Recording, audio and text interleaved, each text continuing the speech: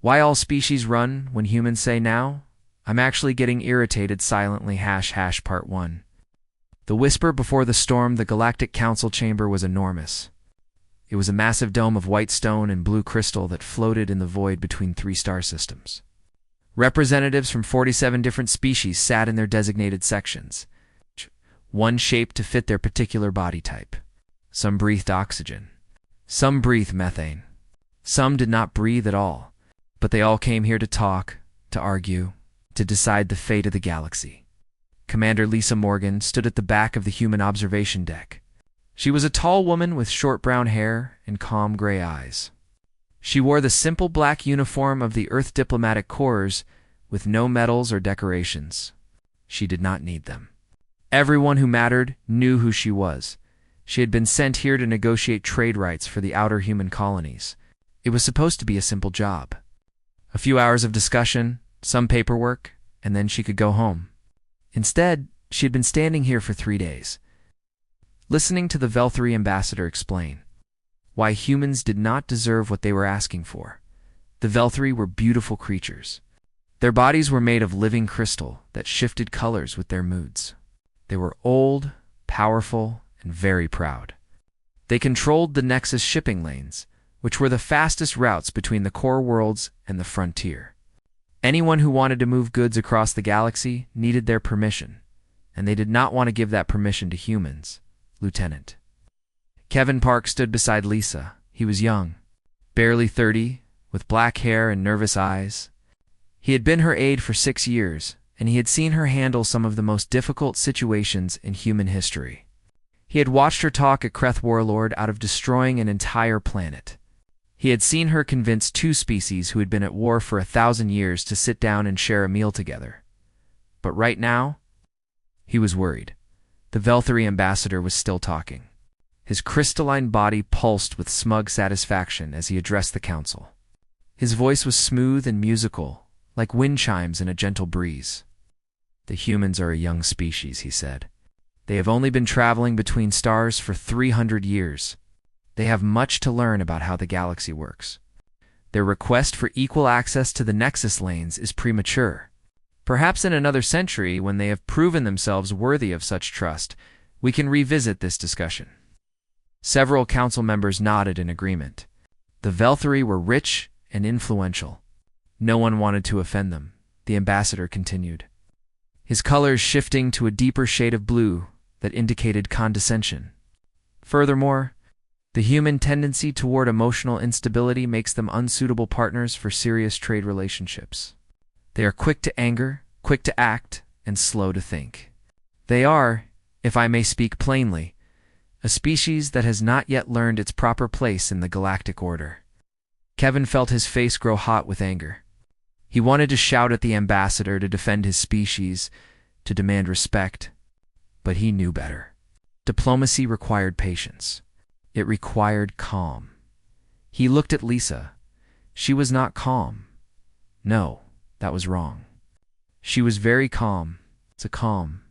She stood perfectly still, her hands loose at her sides, her breathing slow and steady. Her face showed no emotion at all. Her gray eyes were fixed on the ambassador with an intensity that made Kevin's stomach clench. He had seen this before, once, 5 years ago. When a corrupt official had tried to blackmail her by threatening her family, she had gone quiet then too. She had smiled, nodded, and said nothing. 2 months later, that official was in prison, his network destroyed, his allies scattered. Lisa Morgan did not get angry like other people. She did not shout or threaten or make dramatic speeches. When she was truly angry, she went silent. And her silence was more dangerous than any weapon. The ambassador finished his speech and looked around the chamber, clearly expecting applause. Several species offered polite acknowledgement. The humans said nothing. The council moderator, 6-limbed creature from a world of endless oceans, turned his attention to the human delegation. Commander Morgan, do you wish to respond to the ambassador's comments? Everyone in the chamber looked at her. The Velthary ambassador smiled, his crystal form sparkling with anticipation. He expected her to argue, to plead, to defend her species with emotional appeals that would only prove his point, Lisa Morgan did not argue. She did not plead. She simply looked at the ambassador for a long moment, her gray eyes flat and unreadable. Then she looked at the council members who had nodded along with his speech. Then she looked at the moderator. "I think," she said, her voice soft and perfectly controlled, "that I would like a brief recess to consult with my government. That was all. No defense. No counterargument. No anger." The ambassador's smile faltered for just a moment. This was not the reaction he had expected. Of course, the moderator said, clearly confused. "We will reconvene in 6 standard hours." Lisa turned and walked out of the chamber. Her footsteps made no sound on the polished floor. Kevin hurried after her, his heart pounding in the corridor outside. Away from the sensors and the watching eyes, he finally spoke. "Commander, what are you going to do?" She did not answer immediately. She walked to a window that looked out at the stars, endless and cold and beautiful. When she finally turned to face him, her expression was serene, almost peaceful. "I am going to make some calls," she said. "I am going to talk to some people. And then I am going to teach the Velthary ambassador a lesson about humans that he will never forget." "What lesson?" Lisa smiled. It was a small smile that did not reach her eyes. "We survived first contact with the Kreth, who tried to eat us. We survived first contact with the Silicons, who tried to enslave us. We survived first contact with the Vapor Collective, who tried to absorb us into their hive mind. We did not survive because we were stronger or smarter or more advanced. We survived because we are patient, because we remember everything, and because we never, ever forgive without very good reason." She started walking again, heading toward the human ship docked at the station. "The ambassador called us emotional," she said.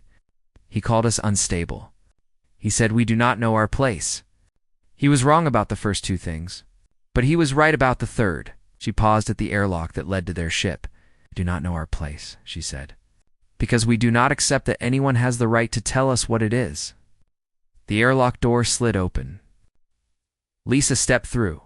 "Now," she said, "let us show him what happens when humans stop talking and start working." The door closed behind her.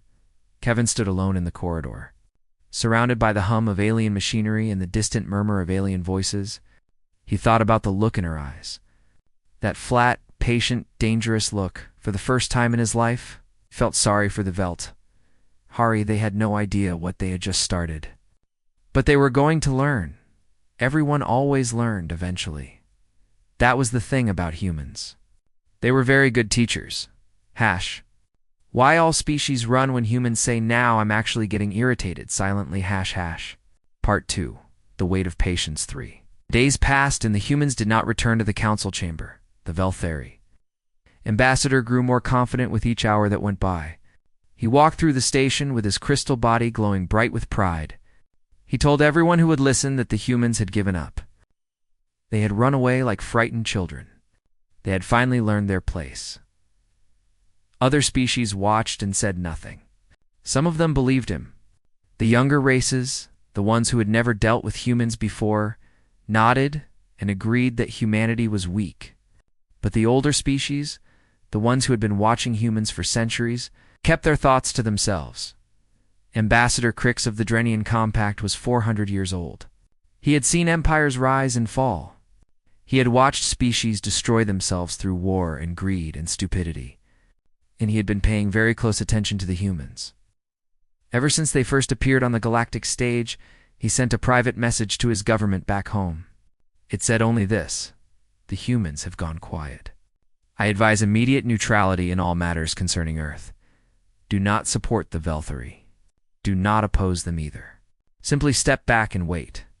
His government asked him what he meant. What was there to wait for? Crix did not know how to explain it. He only knew that when humans stopped talking, something bad was about to happen. Not bad for the humans. Bad for whoever had made them stop talking. On the human ship, quiet resolve. Lisa Morgan was very busy. She did not sleep much during those 3 days. She spent her time in her office, making calls, sending messages, and reading reports. Her face never showed anger. Her voice never rose above a calm, professional tone. But the people she spoke to understood the situation perfectly. Her first call was to Admiral Patricia Cole. The Admiral commanded the Third Fleet, which was currently running training exercises near the edge of Vel-3 space. Lisa did not ask her to attack anyone. She simply asked her to make sure the fleet was visible. Very visible. She wanted the Vel-3 to see human warships moving along their border, not threatening. Just present, her second call was to Director Samuel Grant of Earth Intelligence. Samuel was a quiet man who spent most of his time in a basement office surrounded by computer screens. His job was to know things, secrets, weaknesses, the hidden truths that power food. People did not want anyone to discover. Lisa asked him to share some of what he knew about the Vel-3. He was happy to help. Her third call was to Secretary Elena Vasquez of the Department of Commerce. Elena had been waiting for this call for years. She had plans. Contingency plans. Backup plans for the backup plans. All she needed was permission to use them. Lisa gave her that permission. Her fourth call was to President Marcus Webb. He listened to everything she told him without interruption. When she finished, he asked 3 questions. Then he said 5 words: do what needs to be done. None of these conversations involved shouting. None of them involved threats or angry words or dramatic promises of revenge. They were quiet, professional, and methodical. And that was what made them so dangerous. On the 4th day, the first problem appeared for the Vel-3. The Galactic Banking Authority announced that they had discovered some irregularities in several Vel-3 financial institutions. The irregularities were serious enough to require an immediate freeze of assets while they investigated. This meant that billions of credits belonging to Vel-3 companies were suddenly locked away, where no one could touch them. The Vel-3 government protested loudly. They demanded to know who had reported these irregularities. They were told that the information came from an anonymous source. On the 5th day, the second problem appeared. 3 Vel-3 cargo ships were stopped at a neutral space station. The station authority said they were carrying biological materials that had not been properly declared on their shipping documents. The materials were not illegal, but failing to declare them was a violation of transit rules. The ships would have to wait while inspectors checked everything on board. This would take time. Perhaps weeks. Perhaps months. The cargo on those ships was worth a fortune. Every day it sat waiting was money lost. On the 6th day, the third problem appeared. A Vel-3 colony world called Tessara had been trying to gain independence from the main government for decades. They had been ignored, dismissed, and threatened into silence. But now, suddenly, they announced that they had received an offer from Earth. The humans were willing to recognize their independence. The humans were willing to trade with them directly. The humans were willing to sign a defense agreement that would protect them from any retaliation. The Vel-3 government was furious. They called it interference. They called it an act of aggression. They demanded that Earth withdraw the offer immediately. Earth's official response was one sentence long: we are simply offering friendship to those who want it. On the 7th day, the Vel-3 ambassador finally understood what was happening. He requested an urgent meeting with Commander Lisa Morgan. She agreed to see him. He came to her office on the quiet resolve, expecting to negotiate from strength. He was the representative of a powerful empire. She was just one woman from a young species. He would make demands, and she would have no choice but to accept them. He found her sitting behind a simple desk with a cup of tea in her hand. She looked relaxed. She looked peaceful. She looked like someone who had all the time in the world. "Ambassador," she said pleasantly, "how nice to see you. Please, sit down." He did not sit. He stood in front of her desk, his crystal body flickering with agitation. "What are you doing?" he demanded. "Your government is attacking us. Our banks, our ships, our colonies. This is an act of war." Lisa took a small sip of her tea. "War," she said. "I do not understand what you mean. We have not fired a single weapon. We have not harmed a single Vel-3 citizen. We have simply noticed a few irregularities in your financial system. We have made a few friends among species who share our values. We have conducted some routine inspections of cargo ships that were not following proper procedures. She set down her cup. You called us primitive, Ambassador. You said we had not learned our place. You were right about one thing. We have not learned our place because we do not believe anyone has the right to assign us one. The ambassador stared at her. What do you want? He asked. Lisa smiled. It was almost a warm smile. Almost. I want what I came here for, she said. Fair access to the Nexus shipping lanes. Equal standing in the council. And one more thing. What? An apology. Public. Formal. In front of the entire council. The ambassador's colors shifted to an angry red. And if we refuse... Lisa picked up her tea again. And we will continue being patient, she said. We are very good at waiting, Ambassador. We have been doing it for a very long time. We can keep doing it for as long as necessary. She looked at him over the rim of her cup. The question is, can you? Why all species run when humans say now? I'm actually getting irritated. Silently, Part 3, the lesson learned. Apology came 2 days later. The Velthary ambassador stood before the Galactic Council in the same chamber where he had insulted humanity just 9 days earlier. His crystal body was dim now, the colors muted and gray. He looked like a man who had not slept in a very long time. I wish to address my previous statements regarding the human species, he said. His voice was flat and tired. My words were intemperate and did not reflect the true feelings of the Velthary people toward our human partners. I offer my sincere apologies to Commander Morgan and to all of humanity for any offense my remarks may have caused. He paused and looked at Lisa Morgan, who stood in the human section with her hands folded in front of her. Her face showed nothing. No satisfaction. No triumph. Just calm, patient attention. The Velthary Consortium, the ambassador continued, is pleased to announce that we have reached an agreement with Earth regarding access to the Nexus shipping lanes. Human vessels will be granted equal standing with all other species, effective immediately. A murmur ran through the chamber. This was unprecedented. The Velthary had controlled those lanes for centuries. They had never shared them equally with anyone. The moderator called for a vote to formalize the agreement. It passed without opposition. No one wanted to be seen standing against the humans now. After the session ended, Lisa Morgan returned to the quiet resolve. Kevin Park followed her to her office, still trying to understand what he had just witnessed. How did you do it? He asked. 9 days. You brought them to their knees in 9 days without firing a shot? Lisa sat down behind her desk and poured herself a cup of tea. I did not bring them to their knees, she said. I simply reminded them that actions have consequences. They chose to insult us in public. They chose to treat us like children who could be dismissed and ignored. Those were their choices. I just made sure they understood the cost of those choices. But the banking investigation, the cargo inspections, the colony support, how did you arrange all of that so quickly? Lisa smiled slightly. I did not arrange anything quickly. Those plans have existed for years. Every human diplomat who has ever dealt with the Velthary has contributed to them. We knew that someday they would push us too far. We knew that someday we would need leverage.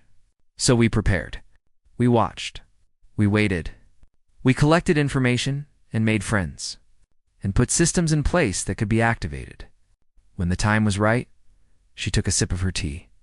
The ambassador thought he was dealing with one angry woman, she said. He was wrong. He was dealing with 300 years of human patience. The news of what had happened spread across the galaxy within days. Every species, every government, every military academy heard the story, and they all learned the same lesson in the academies of the Drenian Compact. Instructors began teaching something they called the Morgan Doctrine. It was simple. When humans go quiet, prepare for the worst. Not because they will attack with weapons, but because they will find every weakness you have and exploit it with perfect precision. A Drenian general explained it to his students this way. The Velthary made a mistake that many species make when dealing with humans. They assumed that silence means surrender. They assumed that patience means weakness. They were wrong. Human silence is not surrender. It is preparation.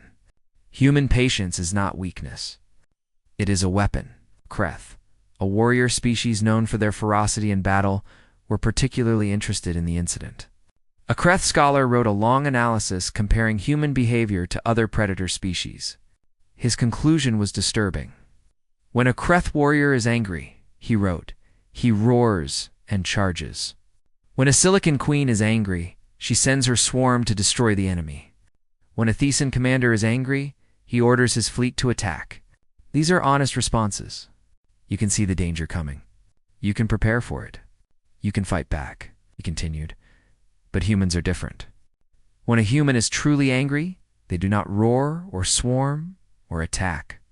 They smile. They speak softly. They ask about your health and your family and your business. And then, slowly, over weeks or months or years, they take apart everything you have built.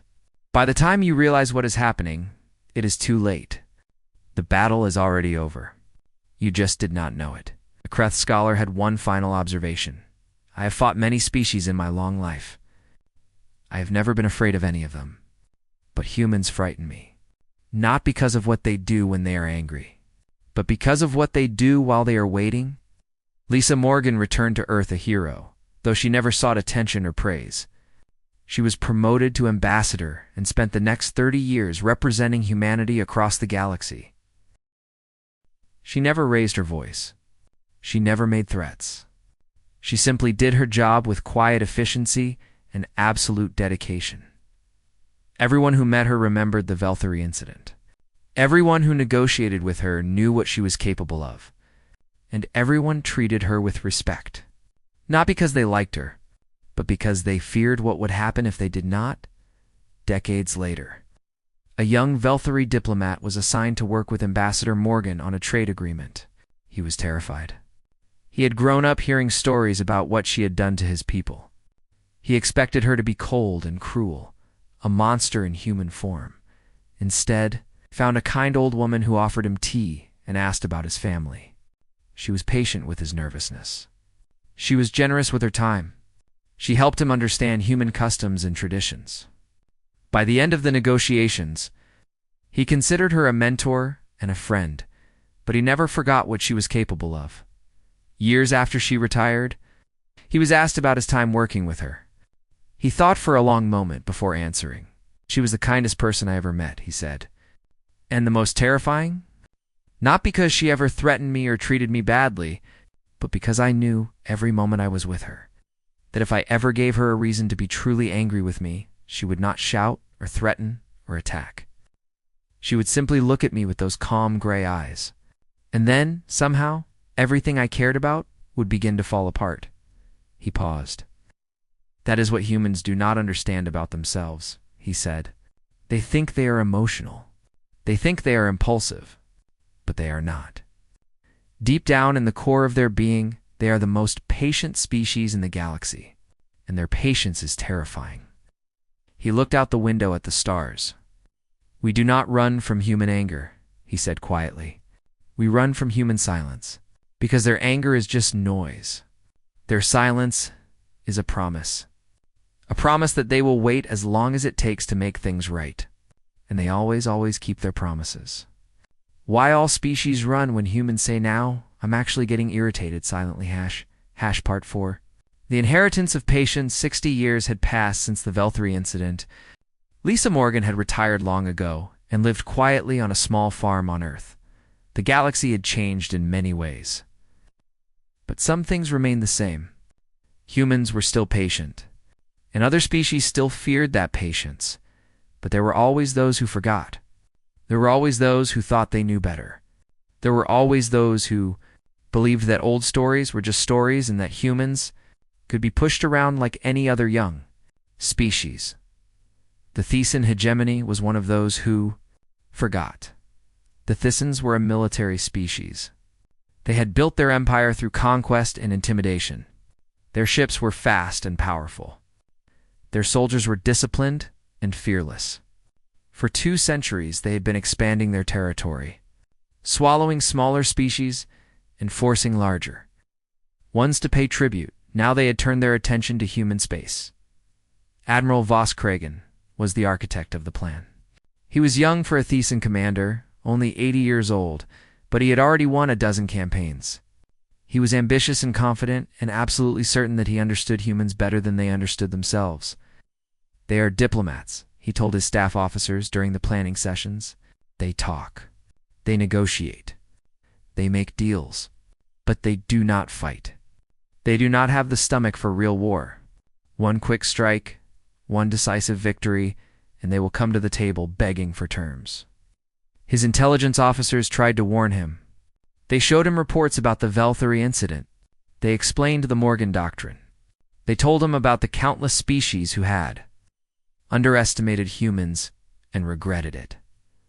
Admiral Kragen dismissed their concerns with a wave of his hand. "Ancient history," he said. "The humans of today are soft. They have grown comfortable.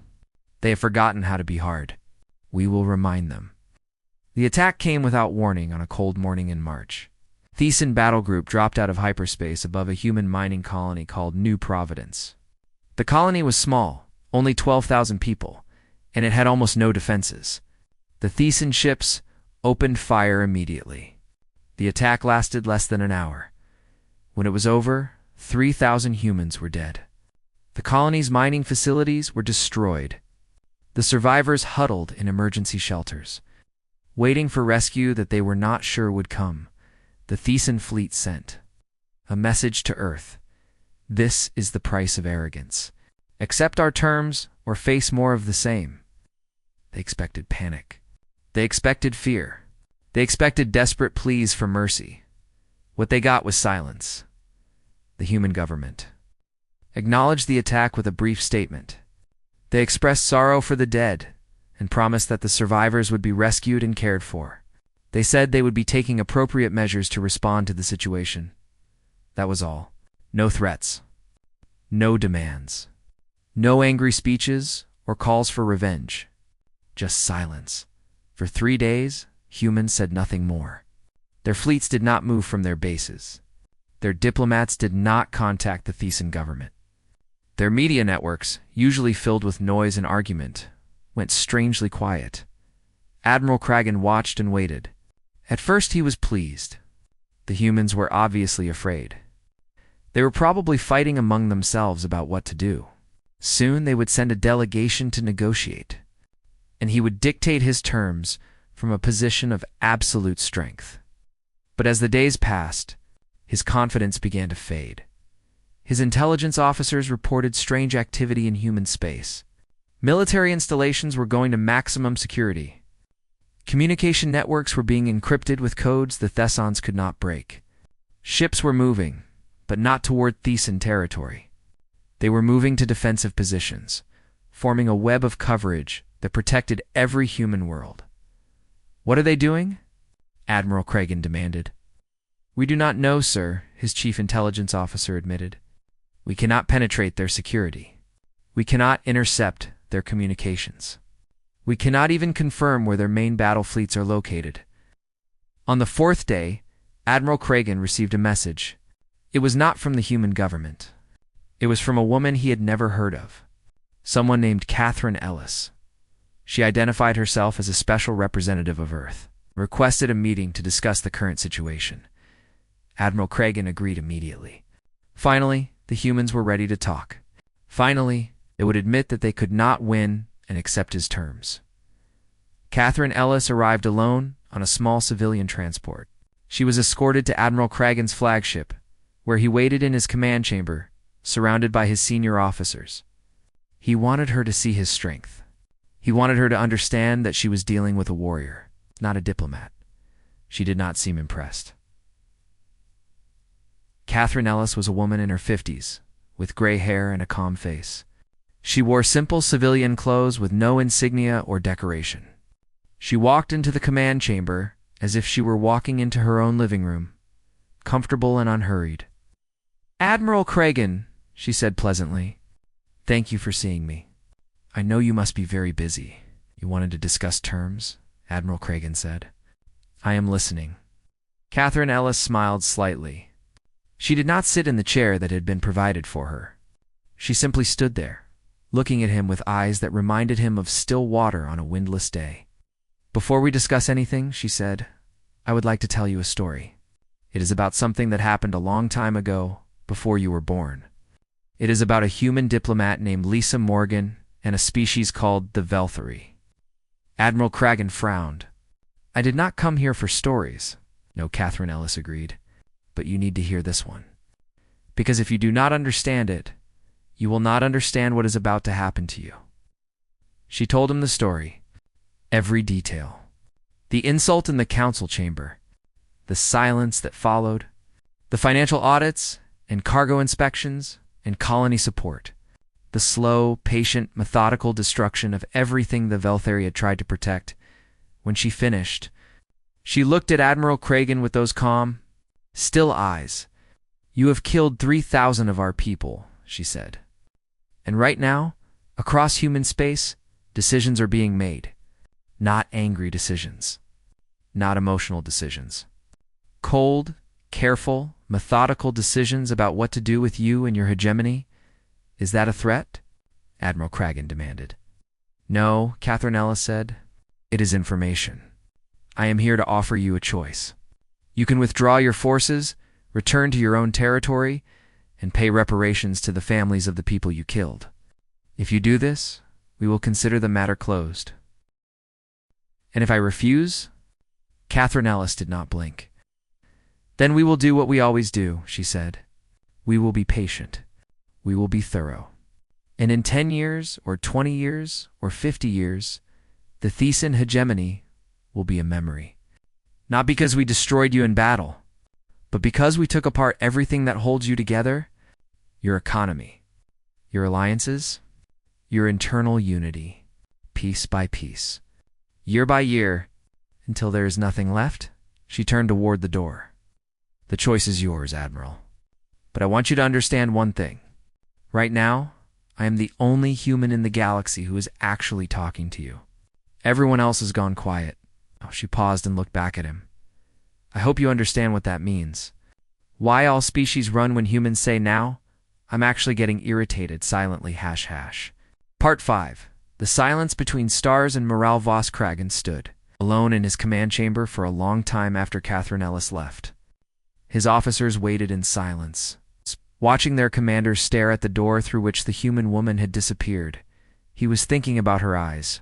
Those calm, patient, terrible eyes. He had faced enemies in battle who wanted to kill him. He had stared down warriors who dreamed of tearing him apart with their bare hands. None of them had frightened him, but this quiet woman in her simple clothes had frightened him. And the worst part was that he did not fully understand why. He thought about her words. He thought about the story she had told him. He thought about the Velthari, who had been one of the most powerful species in the galaxy, and who had been brought to their knees by a single human diplomat, who never raised her voice. He thought about the silence that had followed his attack, the strange, heavy silence that had settled over human space like a fog. No threats, no demands, no angry speeches, just silence, and he finally understood. The humans were not afraid of him. They were not panicking or arguing among themselves. They were working. Quietly, methodically, patiently, they were putting together the pieces of his destruction. And they would keep working for as long as it took. Years, decades, generations. If necessary, he had poked a beast that did not roar. It simply watched and waited and remembered. Admiral. Kragan gave the order to withdraw 3 days later. His government was furious. They called him a coward. They said he had shamed the Thesan people by retreating from a weaker enemy. They demanded that he return and finish what he had started. He refused. You do not understand what we are dealing with, he told the Thesan High Council. The humans are not like other species. They do not fight the way we fight. They do not think the way we think. If we continue this war, we will not lose in battle. We will lose in 1,000 small ways that we will not even notice until it is too late. The High Council did not believe him. They stripped him of his rank and appointed a new admiral to continue the campaign. That admiral lasted 6 months before the Thesan economy began to collapse. Trade partners suddenly found other markets. Financial institutions discovered irregularities that required investigation. Allied species remembered old grievances and began demanding compensation. The second admiral was replaced by a third. The third was replaced by a fourth. Each one tried a different strategy. Each one failed in a different way. And through it all, the humans said nothing. They made no demands. They issued no ultimatums. They simply watched and waited and let the Thesan hegemony tear itself apart. Within 5 years, the hegemony was begging for peace. The reparations were paid. The territory was returned. The admirals who had ordered the attack on New Providence were tried and punished. And the Thesan people learned the same lesson that the Velthri had learned. 60 years before, do not make humans go quiet. 100 years passed. Then 200. Humanity spread across the stars, building colonies and forging alliances, and slowly becoming one of the most influential species in the galaxy. They were not the strongest. They were not the most advanced, but they were respected, and they were feared, not because of their weapons or their ships or their soldiers, but because of their patience. On a space station at the edge of explored territory, an old Drenian merchant named Torvax sat in a bar with his grandson. The young Drenian was about to begin his career as a trader, and he had asked his grandfather for advice. "I have traded with humans for 50 years, Torvax said. "They are good people, fair, honest. You can trust them with your cargo, your credits, even your life. I have never regretted doing business with them." His grandson noticed something in the old merchant's voice. A hesitation. A shadow of something that might have been fear. "But," the young Drenian asked. Torvax was quiet for a moment. He stared into his drink as if looking for answers in the amber liquid. "But you must be careful," he said finally. "Not because they are dangerous, but because they are patient. They remember everything. Every kindness, every insult, every promise kept, and every promise broken. They keep track of it all, somewhere deep inside, even when they smile and laugh and pretend that everything is fine. What happens if you wrong them?" The old merchant laughed, but there was no humor in it. "Nothing happens," he said. "That is what makes it so frightening. Nothing happens at first. They do not shout or threaten or attack. They just go quiet. And then slowly, over months or years, everything you have built starts to crumble. Your partners stop returning your messages. Your suppliers find other customers. Your allies discover that they have other priorities. By the time you realize what is happening, it is too late." He looked at his grandson with serious eyes. "I saw it happen once," he said. "A trader named Voss. He cheated a human merchant on a cargo deal. Thought he could get away with it because the human was young and inexperienced. The human did not argue, did not threaten, just nodded and walked away. What happened? Nothing. For almost 2 years, nothing happened. Voss thought he had gotten away with it. Then his shipping license was revoked because of some old violation that nobody had cared about before. Then his warehouse burned down under suspicious circumstances. Then his business partners started finding reasons to end their contracts. Within 3 years, Voss was bankrupt and living on charity." The old merchant shook his head. "I asked the human merchant about it once, years later, asked if he had anything to do with what happened to Voss. He just smiled and said he did not know what I was talking about. But I saw his eyes, those calm, patient eyes, and I knew." His grandson thought about this for a long time. "How do you stay safe?" He asked, "How do you avoid making them angry?" Torvax finished his drink and set down the glass. "It's simple," he said. "Be honest. Be fair. Keep your word. Treat them the way you would want to be treated. And if you ever see a human go quiet, if you ever see that look in their eyes, that means they have stopped talking and started thinking, then apologize immediately. Do whatever it takes to make things right. Because if you wait too long, if you let them go silent for too long, then nothing you do will matter anymore." He stood up and put a hand on his grandson's shoulder. "Humans have a saying," he said. "They say that revenge is a dish best served cold. I used to think that meant they like to wait before striking back. Now I understand what it really means. It means they never stop being cold. Even when they are warm and friendly, some part of them is always watching, always remembering, always keeping score. He walked toward the door of the bar, then stopped and looked back. That is why we run, he said quietly. Not from their anger. Anger is just noise. We run from their silence, because their silence is a promise. A promise that they will wait as long as it takes, do whatever it takes to balance the scales, and they always keep their promises. He left his grandson sitting alone in the bar, surrounded by the hum of alien voices and the distant light of unfamiliar stars. The young Drenian thought about what his grandfather had said. He thought about humans and their patience and their silence, and he made a quiet promise to himself that he would never, ever give a human a reason to stop talking to him, because now he understood what the rest of the galaxy had learned long ago. When humans say they are getting irritated, and they say it silently, with just a look, the war is already over. You just do not know it yet.